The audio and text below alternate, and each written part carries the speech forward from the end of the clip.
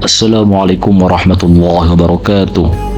Pada video kali ini, kita akan mengintip sedikit taring karomah yang dimiliki oleh Kiai Macan, yang mana Kiai Macan ini merupakan demang pertama di Ambunten. Bagaimana kisah selengkapnya? Simak terus jalan ceritanya sampai akhir.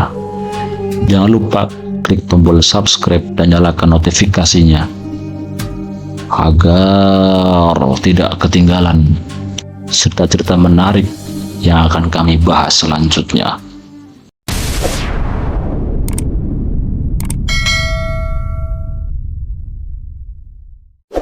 Ambunten merupakan sebuah kawasan pinggiran yang terletak di pesisir utara Kabupaten Sumeneb. Dahulu, daerah ini menjadi tempat strategis selaku jalur utama yang dipakai oleh Keraton Sumeneb. Ambunten merupakan salah satu wilayah Mardikan atau Perdikan karena tergolong daerah yang istimewa dan bebas pajak. Seperti halnya beberapa daerah Mardikan yang lainnya, yakni Batu Ampar dan Barambang. Status Mardikan tersebut tak bisa lepas dari tokoh legendaris Keraton Sumeneb yang bernama Raden Demang Singolaksono alias Kiai Macan.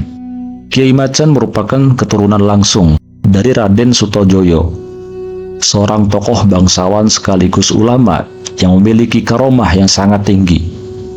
Berkat karomahnya itu, raja sangat segan kepada beliau sehingga diangkatlah beliau oleh raja untuk menjadi kepala angkatan perang penjaga pintu utara. Sungguh merupakan jabatan yang sangat berat. Kalau bukan orang yang memiliki kedikjayaan tinggi, tidaklah mungkin beliau dipercaya untuk mengemban amanah itu.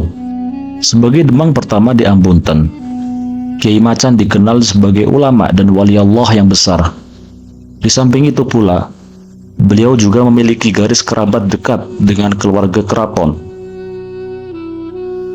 Beliau merupakan tokoh yang mampu memadukan kekuasaan dan kewaliannya. Untuk hal-hal yang dirasa pelik dan rumit, pihak keraton seringkali meminta pandangan dan masukan dari Kiai Macan, bahkan dalam hal yang berkaitan dengan ekspedisi perang. Konon, beliau juga dikenal sebagai tokoh yang menguasai taktik dan strategi perang atau seni perang. Salah satu ekspedisi perang yang dikenal pernah melibatkan Kiai Macan adalah ekspedisi perang ke Tanah Aceh. Karomah Kiai Macan menghadirkan pencuri lewat kentungan kecil. Dahulu, di tanah Jawa ada sebuah kerajaan bernama Kalingga.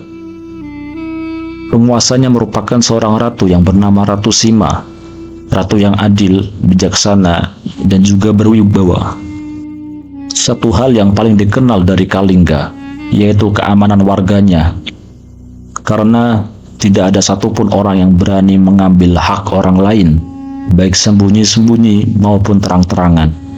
Bahkan dikisahkan, ada sebuah pundi besar berisi emas dan permata diletakkan di jalanan oleh pemiliknya selama berhari-hari, namun tak ada satupun orang yang berani mengambilnya.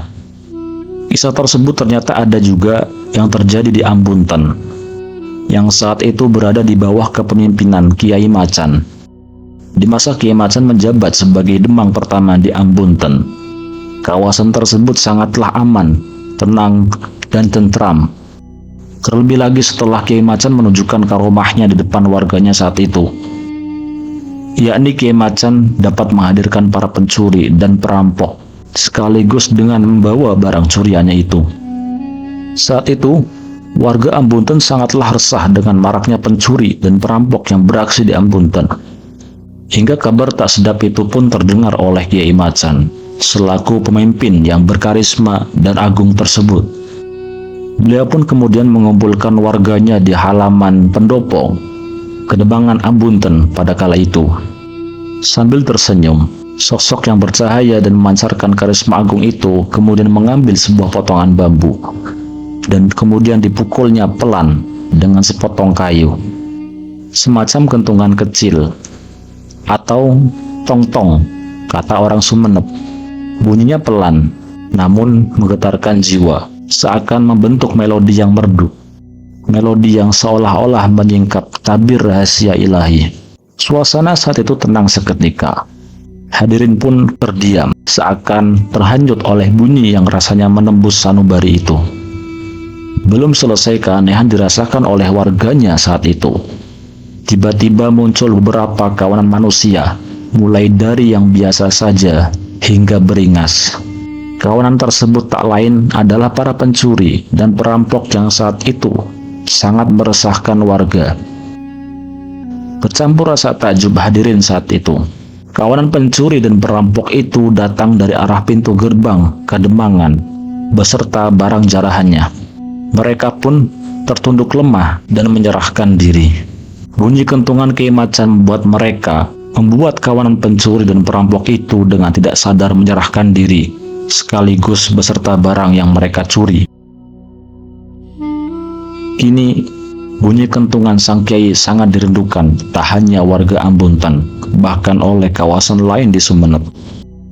Jejaknya yang gemilang dalam mewujudkan peradaban besar, serta pemumpukan islamisasi di Ambuntan terpatri kuat di sanubari masyarakat Ambuntan.